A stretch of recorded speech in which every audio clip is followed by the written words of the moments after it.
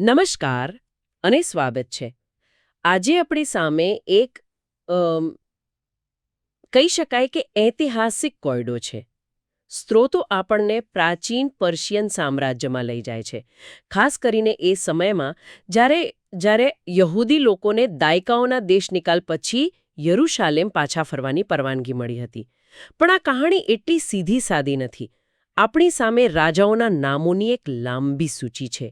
કોરેશ, દારાયવેશ, અર્તક્ષેત્ર, ક્ષયર્ષ અને એની સાથે છે 4 અલગ અલગ રાજવી હુકમો. તો આજનો આપણો જે ઉદ્દેશ્ય છે એ આ જટિલ ઘટનાક્રમને ઉકેલવાનો છે. એ સમજવાનો છે કે યરુશાલેમનું પુનર્નિર્માણ ખરેખર ક્યારે અને કેવી રીતે થયું.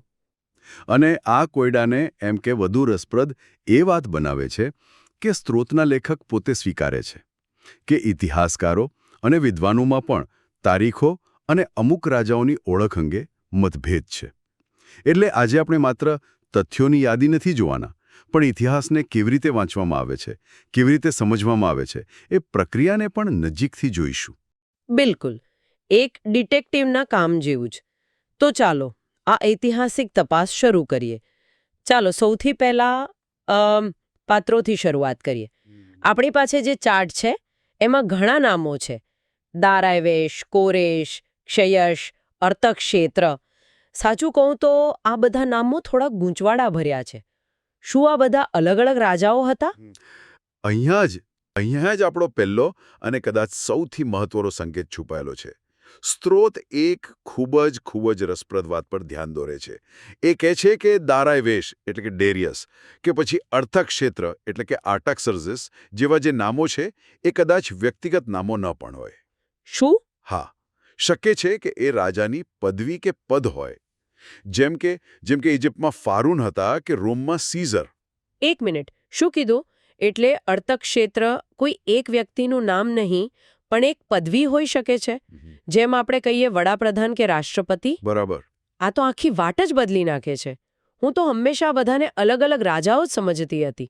અને આ દૃષ્ટિકોણ જ આપણને એ સમજવામાં મદદ કરે છે કે શા માટે અમુક ઐતિહાસિક લખાણોમાં આટલી ગૂંચવણ ઊભી થાય છે. બની શકે કે આપણે એક જ શીર્ષક હેઠળ જુદા જુદા શાસકોની વાત કરી રહ્યા હોઈએ. તો આ બધું શરૂ ક્યાંથી થયું? મતલબ આ લોકો દેશ નિકાલમાં ગયા જ કેમ હતા? આ કહાણીની શરૂઆત પર્શિયન સામ્રાજ્ય પહેલા થાય છે, બેબિલોનિયન સામ્રાજ્યના સમયમાં. સ્ત્રોત મુજબ BC 597માં બેબિલોનના રાજાએ યરુશાલેમ પર હુમલો કર્યો અને યહૂદિયાના રાજા યહોયાકીન અને હજારો લોકોને બંદી બનાવીને બેબિલોન લઈ ગયા. અને સ્ત્રોતમાં ખાસ ઉલ્લેખ છે કે મોર્દખાય અને એમની ભત્રીજી હદાસા, જે પાછળથી રાણી એસ્થર તરીકે ઓળખાયા, એ પણ આ જ દેશનિકાલનો ભાગ હતા. અને પછી પર્શિયન સામ્રાજ્યનો ઉદય થયો, જેણે બધું બદલી નાખ્યું. અને અહીં કોરેશ એટલે કે સાયરસનું પાત્ર આવે છે. પણ મારો સવાલ એ છે કે કોરેશ તો એક વિજેતા હતો, ખરું ને? તેણે બેબિલોન પર કબજો કર્યો હતો. તો પછી તેણે પોતાના જીતેલા લોકો એટલે કે ઇઝરાયેલીઓ પ્રત્યે આટલી ઉદારતા શા માટે બતાવી? શું એની પાછળ કોઈ રાજકીય ગણતરી હતી? ખૂબ જ સારો પ્રશ્ન છે. અને જવાબ છે હા. આ માત્ર દયાની વાત નહોતી, એ એક ખૂબ જ ચતુર રાજનીતિ હતી. જો બેબિલોનિયનો લોકોને એમના વતનમાંથી ઉખાડીને અને મંદિરોનો નાશ કરીને શાસન કરતા. કોરેશની નીતિ બરાબર એનાથી વિપરીત હતી. એ સમજતો હતો કે જો લોકોને તેમના ઘરે પાછા જવા દેવામાં આવે, તેમના મંદિરો ફરીથી બાંધવા દેવામાં આવે, તો તેઓ એના વફાદાર નાગરિકો બની જશે. અચ્છા, એટલે સામ્રાજ્યને સ્થિર કરવાની આ એક રીત હતી. બિલકુલ. અને આ જ નીતિના ભાગરૂપે BC 537માં કોરેશે પોતાનો પ્રખ્યાત હુકમ બહાર પાડ્યો. અને એ હુકમ એટલે આપણા સ્ત્રોતોમાં જે 4 મુખ્ય હુકમો છે એમાંથી પહેલો હુકમ, બરાબર ને? જેણે ઇઝરાયેલીઓને યરુશાલેમ પાછા જઈને મંદિરનું પુનર્નિર્માણ કરવાની મંજૂરી આપી. એકદમ સાચું. આ પહેલો હુકમ એક હતો જેણે આશાનું એક નવું કિરણ જગાવ્યું. લોકો પાછા ફર્યા અને મંદિરના પાયા પણ નાખવામાં આવ્યા. પણ વાસ્તવિકતા ઘણીવાર યોજના કરતાં વધુ જટિલ હોય છે. મતલબ કે કામ સરળતાથી પૂરું ન થયું. સ્ત્રોતમાં લખ્યું છે કે કોરેશના પુત્ર કેમ્બિસિસના શાસનકાળમાં કામ અટકી ગયો. પણ શા માટે? કોણ વિરોધ કરી રહ્યો હતો? અહીં ફરી એક રસપ્રદ રાજકીય પરિબળ સામે આવે છે. જ્યારે યહૂદીઓ દેશનિકાલમાં હતા ત્યારે એ પ્રદેશમાં અન્ય સમુદાયો, ખાસ કરીને સમરૂનીઓ વસી ગયા હતા. ઓ એમને ડર હતો કે જો યરુશલેમમાં ભવ્ય મંદિર ફરીથી બની જશે તો એમનું ધાર્મિક અને રાજકીય મહત્વ ઘટી જશે. એટલે એમણે પર્શિયન દરબારમાં ફરિયાદો મોકલી. આરોપ લગાવ્યો કે યહૂદીઓ મંદિરના બહાને શહેરની કિલ્લેબંધી કરી રહ્યા છે અને બળવો કરવાની તૈયારી કરી રહ્યા છે. એટલે સ્થાનિક રાજકારણને કારણે આટલું મોટું કામ અટકી ગયું. લોકોની આશા પર તો પાણી ફરી વળ્યો હશે. પછી શું થયું? શું એમણે હાર માની લીધી? ના, હાર ન માની. થોડા વર્ષો પછી સત્તા પરિવર્તન થયું અને કોરેશના બીજા જમાઈ દારાયવેશ રાજા બન્યા. યહૂદી આગેવાનોએ એમને ફરીથી અપીલ કરી. દારાયવેશે શાહી દફતરખાનામાં તપાસ કરવાનો આદેશ આપ્યો અને એમને એકબાતાનાના શાહી મહેલમાંથી કોરેશનો મૂળ હુકમ મળી આવ્યો. વાહ, ખરેખર આ તો કોઈ ફિલ્મના દ્રશ્ય જેવું લાગે છે. હા, અને એના આધારે દારાયવેશે BC 520માં બીજો હુકમ બહાર પાડ્યો, જેમાં માત્ર કામ ફરી શરૂ કરવાની મંજૂરી જ નહોતી, પણ એવો પણ આદેશ હતો કે શાહી ખજાનામાંથી બાંધકામનો ખર્ચ પૂરો પાડવામાં આવે અને વિરોધ કરનારાઓને સખત સજા કરવામાં આવે. અચ્છા, અને આ વખતે કામ પૂરું થયું? હા, આ વખતે કોઈ અડચણ વગર કામ પૂર્ણ થયો. દારાયવેશના શાસનના 6ઠ્ઠા વર્ષે એટલે કે BC 516માં મંદિરનું ભવ્ય ઉદ્ઘાટન થયું. સ્ત્રોત નોંધે છે કે મંદિરના વિનાશના લગભગ 72 વર્ષ પછી આ બન્યું. સરસ. તો પહેલા 2 હુકમો મંદિરના ભૌતિક બાંધકામ સાથે જોડાયેલા હતા, એક શરૂ કરવા માટે અને બીજો તેને પૂર્ણ કરવા માટે. પણ સ્ત્રોત એવું સૂચવે છે કે વાર્તા અહીં પૂરી નથી થતી, ખરું ને? શહેર પોતે હજુ પણ ખંડેર હાલતમાં હતો. તમે બરાબર મુદ્દા પર આવ્યા છો.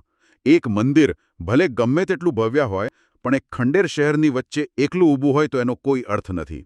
અહીંથી પુનર્નિર્માણનો બીજો અને વધુ વ્યાપક તબક્કો શરૂ થાય છે, જે રાજા અર્થક્ષેત્રના શાસનકાળમાં બન્યો.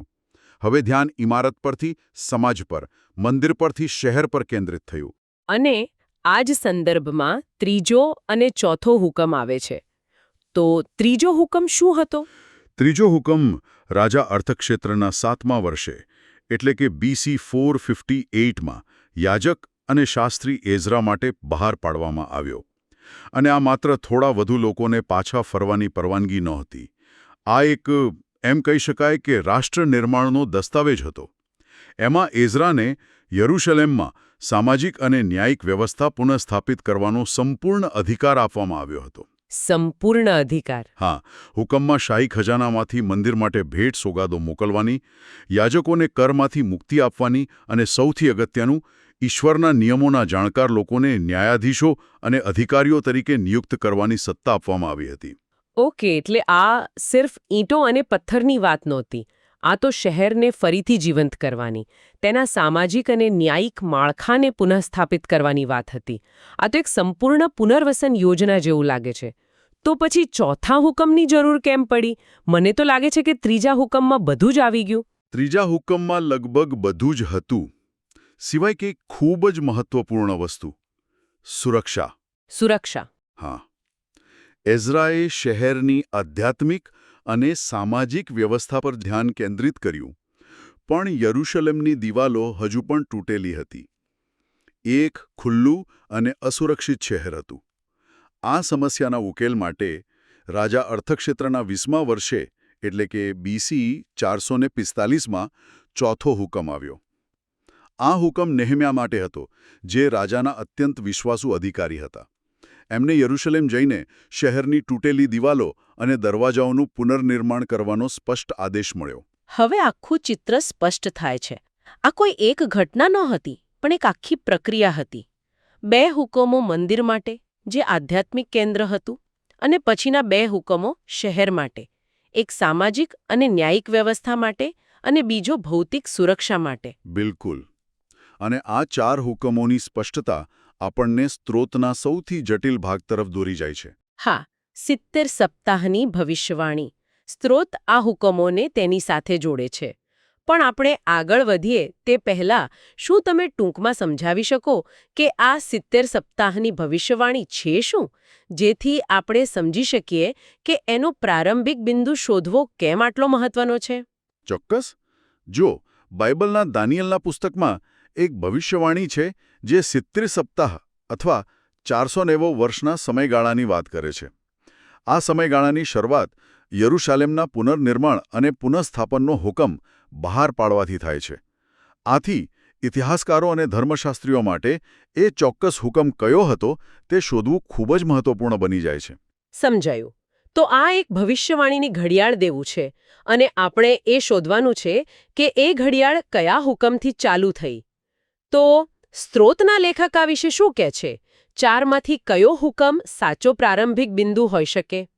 અહીં જ સ્ત્રોત એક ખૂબ જ તાર્કિક દલીલ રજૂ કરે છે. ભવિષ્યવાણીના શબ્દો છે શહેરનું પુનર્નિર્માણ અને પુનઃસ્થાપન કરવું, માત્ર મંદિરનું પુનર્નિર્માણ કરવું નહીં. અચ્છા. આના આધારે લેખક દલીલ કરે છે કે કોરેશ અને દારેવેશના પહેલા 2 હુકમો જે મુખ્યત્વે મંદિર પર કેન્દ્રિત હતા એ આ ભવિષ્યવાણીનો પ્રારંભિક બિંદુ ન હોઈ શકે. કારણ કે તે માત્ર ઇમારત વિશે હતા, આખા શહેર વિશે નહીં. બરાબર. તો પછી વિકલ્પો બચ્યા 3જો અને 4થો હુકમ જે અર્થક્ષેત્ર દ્વારા આપવામાં આવ્યા હતા. બરાબર. 4થો હુકમ જે નેહમ્યાને દિવાલો બાંધવા માટે મળ્યો તે એક મજબૂત ઉમેદવાર છે. પર સ્ત્રોતના લેખક 3જા હુકમ પર એટલે કે BC 458 વાળા હુકમ પર વધુ ભાર મૂકે છે. એમનો તર્ક એ છે કે એઝરાને મળેલો હુકમ માત્ર દિવાલો કરતાં ઘણો વધારે વ્યાપક હતો. એણે શહેરને ફરીથી એક કાર્યરત સ્વશાસિત એકમ બનાવ્યો, જેમાં ન્યાયાધીશો હતા, કાયદા હતા, એક સામાજિક માળખું હતું. એ ખરેખર શહેરનું પુનઃસ્થાપન હતું. આ દલીલ ખૂબ જ મજબૂત લાગે છે. પણ અહીં જ મને એક સમસ્યા દેખાય છે. જો ભવિષ્યવાણી આટલી ચોક્કસ છે તો પછી સ્ત્રોતમાં એવો ઉલ્લેખ કેમ છે કે ઐતિહાસિક તારીખો પોતે જ અનિશ્ચિત છે? એમાં લખ્યું છે કે રાજાઓના શાસનકાળની ગણતરીમાં પણ વિદ્વાનો વચ્ચે 1 થી 10 વર્ષનો તફાવત જોવા મળે છે.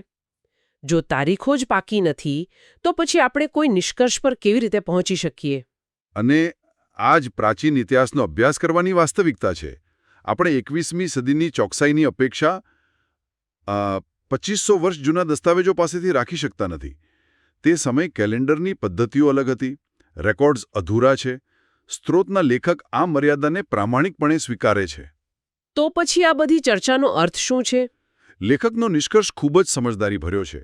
તેઓ કહે છે કે ચોક્કસ વર્ષ પર અટકી જવાને બદલે આપણે ઘટનાઓના ક્રમ અને તેમના સ્વભાવ પર ધ્યાન કેન્દ્રિત કરવું જોઈએ. આપણને ખાતરી છે કે 4 મુખ્ય હુકમો થયા હતા. આપણને ખાતરી છે કે પહેલા મંદિરનું નિર્માણ થયું અને પછી શહેરનું. આ ઐતિહાસિક પ્રવાસ સ્પષ્ટ છે, ભલે ચોક્કસ તારીખો પર થોડી ધૂળ જામી હોય. એટલે ઘટનાક્રમ એ તારીખ કરતાં વધુ મહત્વનો છે. બિલકુલ. તો આ ઊંડાણપૂર્વકના વિશ્લેષણ પછી આપણે ક્યાં પહોંચ્યા? મને લાગે છે કે સૌથી મોટો સારાંશ એ છે કે યરુશાલેમનું પુનર્નિર્માણ કોઈ એક ઘટના નથી. એ તો એક લાંબી, જટિલ અને બહુસ્તરીય પ્રક્રિયા હતી જે લગભગ 1 સદી સુધી ચાલી. તમે એકદમ સાચું કહ્યું. અને આ પ્રક્રિયામાં 2 સ્પષ્ટ અને અલગ-અલગ તબક્કા હતા. પહેલો તબક્કો કોરેશ અને દારાવેશના નેતૃત્વમાં રાષ્ટ્રના આધ્યાત્મિક હૃદય એટલે કે મંદિરની પુનઃસ્થાપના કરવાનો હતો. અને બીજો તબક્કો અર્તક્ષત્રના શાસનમાં એઝરા અને નેહમ્યા દ્વારા રાષ્ટ્રના શરીર એટલે કે તેના સામાજિક, ન્યાયિક અને ભૌતિક માળખાને ફરીથી ઊભું કરવાનો હતો. આ બંને તબક્કા વિના પુનર્નિર્માણ અધૂરું હતું. બરાબર. અંતે આ સ્ત્રોત આપણને ઇતિહાસને જોવાની એક નવી દ્રષ્ટિ આપે છે. આપણે ઘણીવાર ઇતિહાસને તારીખો અને ઘટનાઓની સૂચિ તરીકે જોઈએ છીએ, પણ કદાચ સાચો પાઠ તારીખોમાં નથી. આ ચર્ચા એક વિચારવા જેવી વાત છે કે આપણે આપણા પોતાના ઇતિહાસને કેવી રીતે જોઈએ છીએ. શું આપણે પણ ક્યારેક ચોક્કસ તારીખો અને આંકડાઓમાં એટલા ગુંજવાઈ જઈએ છીએ કે આપણે તે ઘટનાઓ પાછળની મોટી વાર્તા, તેનો પ્રવાહ અને તેના કારણોને ભૂલી જઈએ છીએ? કદાચ ઇતિહાસનો સાચો પાઠ એ સમજવામાં છે કે કેવી રીતે એક સમુદાય રાખમાંથી ફરી બેઠો થાય છે, પહેલા પોતાની આત્માને પુનઃજીવિત કરીને અને પછી પોતાના શરીરનું નિર્માણ કરીને.